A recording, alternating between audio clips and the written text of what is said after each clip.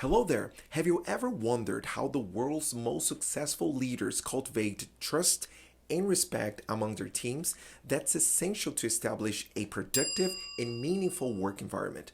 Today, we're going to learn 6 tips for building trust and respect as a leader to build the dream team you've always wanted.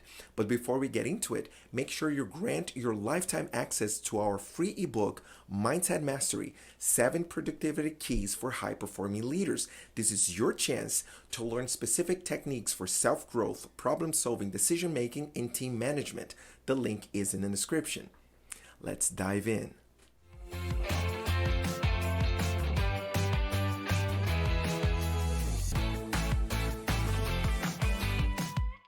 We will unfold the 6 tips for building trust and respect as a leader in order of deployment, from the basic to more advanced strategies. In that way, tip number 1 will be the most fundamental, and tip number 6 will be the most sophisticated one. So the tips end up working as stages of development for your leadership capacity. Let's start with the most fundamental one then. Tip number 1, lead by example. Some time ago, I launched a poll to my audience on social media asking this: great leaders are great when they, and then I gave them 2 options. Option number 1 was when they give example, and option number 2 was when they give recognition. 100% of voters chose example as the main feature of a leader. No wonder the first of the 6 tips for building trust and respect as a leader is to lead by example. But what does that mean exactly? It means modeling the behavior and values that you want to see in your team. The question is, what are these values? Every successful entrepreneurial business becomes successful because they pursue and achieve these 2 things. 1, great results. 2, great culture. So the culture of your business must be the basis of the values people need to model, and you as a leader must not only make them public, but more importantly, live by those values. If you want your team to be punctual, you need to be punctual. If you want your team to be productive, you need to be productive. Leading by example not only sets the tones for the rest of the team, but also shows that you're willing to do the work that you expect from others. So how to apply? Identify the behaviors you want to develop in your work environment based on the culture you want to build as a team. Make a short list as bullet points to make them simple and identifiable. Make sure you model them yourself instead of asking your team members to do so. By doing that, people that are not a good fit for the workplace culture will stand out, helping you making the necessary corrections. I present the proper course of action you need to take in this situation in the Mindset Mastery ebook provided in the description. Tip number 2, communicate effectively. The second of 6 tips for building trust and respect as a leader is to communicate effectively. Does that sound as a cliche for you? It's because it is. Why? 2 reasons. Reason number 1, most people don't know what they're talking about when they talk about effective communication. Reason number 2, if you disregard accidents and illnesses, all the problems you have to solve in your life are relationship problems, and relationship problems happen mostly by bad communication. That's why we're always talking about it, so you can imagine how big this topic is. For the scope of this conversation, I will focus on the number 1 factor, in my estimation, that will make you a highly effective communicator, and that is active listening. But what is active listening exactly? Well, active listening is a communication technique that requires being fully concentrating on understanding and responding to the person who is speaking in a way that provides advancement, whatever that advancement means in the context of the conversation. It requires you to give full attention to the speaker, asking questions to clarify understanding, and providing feedback to ensure that the message is accurately received. Active listening helps to establish trust and build stronger relationships, as it shows that you're interested in and values the other person's perspective. Okay, so why active listening is the number 1 factor of communication skills development? Look, when you speak, everything you hear is what you already know, but when you listen, you might always learn something new. You always acquire a new piece of information, and information means information. That means when you're actively listening to someone, you acquire new pieces of information you can use to help them find the advancement they need. Through feedback, you can highlight points of interest and bring clarity to what is being discussed. You also become more conscious of the types of challenges your environment faces, how people react to them, and how you can fill the natural gaps. By listening actively, you don't steal your team members' achievements and position yourself as a supporter that will be trusted and respected. How to apply? Ask more than you answer, listen more than you speak, keep eye contact, and provide specific feedback directed to the solution, not judgment. It's harder than it seems because, in a substantial number of times, active listening means avoid giving people the answers you already have in favor of their development. Tip number 3. Show empathy. The third of the 6 tips for building trust and respect as a leader is to show empathy, another triggered word. Let's make this simple. Empathy is a skill. What is the outcome of the skill? What do you gain with that as a leader? That's the core question. So here is the measurable result an empathic leader produces to a business. Increased employee satisfaction and retention rates. Why does that matter is a more sophisticated question that is worth answering here, at least the oversimplified version of it. So when team members feel understood and valued by their leaders, they are more likely to be engaged in their work, they feel a sense of loyalty to the company, and they tend to stay with the company for the long term. The immediate results of that is lower turnover costs and higher productivity, ultimately contributing to the company's success. It's that simple. Thriving companies are made of inspired people. How to apply? The challenge here is to produce empathy in a personal level without producing apathy in the professional level. Unfortunately, the second can happen as a consequence of the first if you're not careful. So here's how to avoid that trap. Set workplace rules and make sure they are public and explicit that will self-regulate the team based on clear and predetermined expectations. If someone falls short of those expectations, the workplace as a living environment will provide the context for course correction. So when you, as a leader, approach a suboptimal situation, that context will completely break the idea of punishment. Team members that need developmental feedback will be less likely to be in defense mode. Of course, that also depends on your approach about the problem. In the Mindset Mastery ebook, in the description, I talk more about the 4 processes of thinking by Dr. Albert North Whitehead to help you develop an effective problem-solving process for situations like this. Tip number 4, give recognition and feedback. The 4th of the 6 tips for building trust and respect as a leader is to give recognition and feedback. Okay, so here's a feedback crash course for you. Always praise your team members in public. Always provide constructive feedback in private. That alone will give team members a good dose of recognition, but that's not possible if you lack the mindset of a leader. Here's what I mean by that. In the book Leaders Eat Last, Simon Sinek says, leaders are not responsible for results, leaders are responsible for people that are responsible for results. Practically, the orientation and mindset a leader must have is one of service and support. As a leader, you must be willing to invest time, energy, and resources into developing your team members' skills and talents and create a culture of collaboration, trust, and respect. Why does that produce a winning company? Because 10 winning team members can achieve more than one whining leader. How to apply?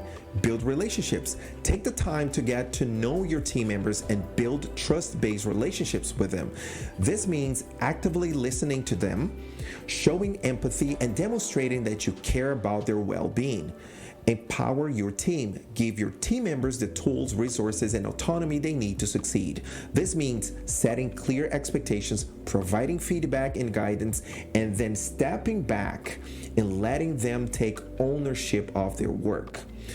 Create a culture of psychological safety. Foster a culture where team members feel safe to speak up, share their ideas, and take risks without fear of retribution. This means leading by example, encouraging open communication, recognizing and owning your own mistakes as a leader, and turn team members' mistakes into powerful opportunities for learning and growth. Tip number 5, set clear expectations. So for the fifth of 6 tips for building trust and respect as a leader, we start with a question. What is the bottom line of clear expectations? And here it is. If your team members don't know where they're going, they can't succeed or fail. If nobody knows if they're winning or not, nobody knows if the business is thriving or not. It's a big deal. But again, this is a term that has been used over and over again. So what does it mean exactly? Write this down. Setting clear expectation means providing your team with goals, objectives, and systems to outline the standard definitions of success, behavior, and performance based on those items. Why does that matter the most? For 3 reasons at least. 1, you make possible that everyone works towards the same goal. Number 2, you make possible that everyone works under the same value structure. Number 3, you make possible that everyone achieves results that matter. What I'm saying is that without clear expectations, top performing team members might be achieving results that are not aligned with the goals, values, and priorities of the company. It's a waste of energy and time, a deadly sin for most businesses. How to apply? Start with the end in mind. Before setting clear expectations, you need to define the end goal and vision for your team or business. What are the long-term objectives that you want to achieve? What are the values and principles that guide your organization? Having a clear picture of where you want to go will help you to set expectations that are aligned with your vision and values. Involve your team in the process. Setting clear expectations should be a collaborative effort that involves your team members. Ask for their input and feedback on what they think the goals and standards should be. This will not only help you gain buy-in from your team, but also ensure that the expectations are realistic and achievable. Communicate clearly and consistently. Once you have clear expectations, it's important to communicate them clearly and consistently. Use multiple channels such as team meetings, emails, and performance reviews to reinforce the expectations and ensure that everyone's on the same page. Hold everyone accountable. Setting clear expectations is only effective if there are consequences for meeting and not meeting them. As a leader, it's important to hold everyone accountable for their performance and behavior. This includes recognizing and rewarding those who meet or exceed expectations and providing constructive feedback and coaching for those who fall short. In the Mindset Mastery ebook available in the description, you can learn about how to objectively evaluate your team members based on results and cultures using the Eisenhower Matrix. Tip number 6, build relationships. The final tip for building trust and respect as a leader is to build relationships with your team members. But wait, why is that? Why do I have to develop an interpersonal relationship with team members as a leader in the first place? Does that matter to the bottom line of the business? The short answer for that is a loud yes. And the long version is this. If your team members don't feel they matter, they won't feel that the work they do matters, and they will try to find that somewhere else. On the other hand, when team members feel connected to each other and their leaders, they are more likely to feel invested in the success of the team and the company as a whole. So, building relationships allow leaders to understand the unique strengths and weaknesses of each team member, which in turn allow them to better delegate tasks, offer support, and provide constructive feedback. This can ultimately lead to more effective and efficient teamwork and better outcomes for the company, obviously. But if you're not convinced, let me tell you that when leaders prioritize building relationships with their team members, they're demonstrating that they value and care about them as individuals beyond just their role in the company. This produces a powerful impact on employee morale, motivation, and retention, because great professionals are looking for meaning more than they are looking for money. Because guess what? Great professionals can pick where and how they make money. On top of that, building relationships with clients and customers is part of business sustainability and growth. Have you ever talked with an employee of a company and heard some complaint about the job? awkward to say the least. When clients feel that they have a personal connection with business, they are more likely to choose that business over competitors, even if their prices and offerings are similar. How do you think clients will feel that connection when it's not you the one connecting directly with them? Building relationships requires an investment of time and effort, but the rewards in terms of team cohesion, productivity, and customer loyalty are well worth it. How to apply? Assess the current state of relationships. Start by evaluating the current state of relationships within the team. This could be done through a one-on-one conversation with team members or through an anonymous surveys. Understanding the current dynamics can help leaders identify areas that need improvement and potential roadblocks to building stronger relationships. Foster a culture of trust. Leaders can foster a culture of trust by being transparent and honest, keeping promises, and holding themselves accountable. When team members feel they can trust their leader, they are more likely to open up and share their thoughts and concerns. Encourage open communication. Encouraging open communication is key to building strong relationships.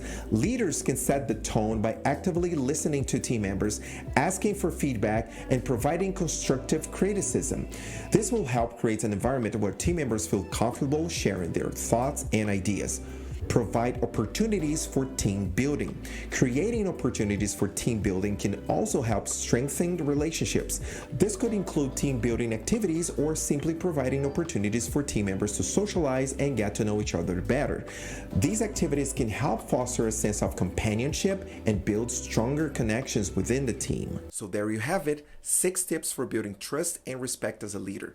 Remember, building trust and respect takes time and effort, but it's essential for any successful team or business. Which of these 6 tips is more challenging in your workplace? That is your homework to start the workplace improvement you need. Make sure you grant your lifetime access to our free ebook to take decisive steps toward your leadership development, and subscribe to don't lose any new upcoming content about growth, branding, and marketing. Until then, become your brand.